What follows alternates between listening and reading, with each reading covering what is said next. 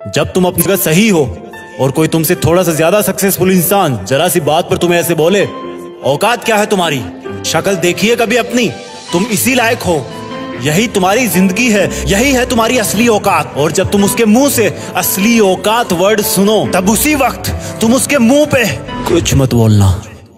गुस्सा आए तो कंट्रोल करना, रोना आए तो उसके सामने मत रोना, बस उसको एक प्यारी सी स्माइल देना और फिर अपने बचे हुए काम को पहले खत्म करना।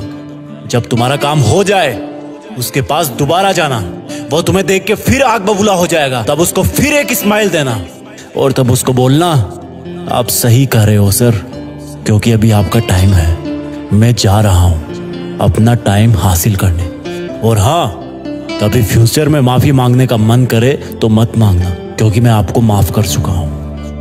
बोल के वहां से चल देना, कुछ देर के लिए अकेले हो जाना, रोने की तीव्र इच्छा हो तो अकेले में रो लेना, फिर एक डायरी निकालना, उसमें आज से 5 साल बाद की एक तारीख लिखना, फिर उसको कहीं सुरक्षित अलमारी में रख देना, क्योंकि वो तुम्हारी डेडलाइन है।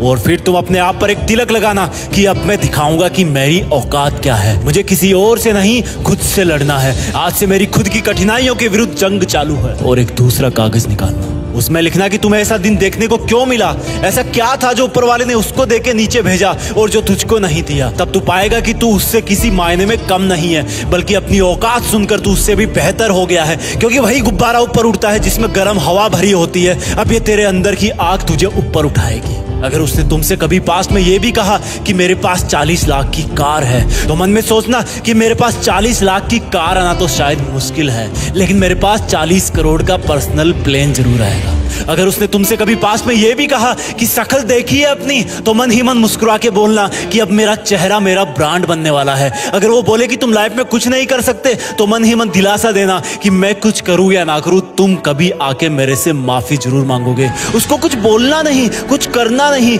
खुद को ही बोलना है, खुद को ही करना है, क्योंकि अगर तुमने उसको उसी वक्त बोलकर जवाब दे दिया तो तुम्हारे अंदर की आग लीक हो जाएगी और तुम गिरना शुरू कर दोगे। इसलिए अपनी ज्वालामुखी को ऑन रखना कि अब दुनिया मेरी मेहनत देखेगी, क्योंकि अब मैं नहीं रुकूंगा। दुनिया मुझे पसंद करे या ना करे, वो मेरा नाम जरूर सुनेगी, क्योंकि मैं खुद अपने काम को पसंद करता हूं। अब दुनिया मेरी औकात देखेगी, मेरी जंग किसी इंसान से नहीं, मेरी जंग खुद से है, खुद की आदत से है, खुद के दिमाग से है, खुद के शरीर से है। जब मैं खुद से जीतूंगा तो बाहरी दुनिया अपने आप हार जाएगी। जब मैं जंग में कूदूंगा तो मेरी कठिनाइयां मैदान छोड़ के भाग जाएगी।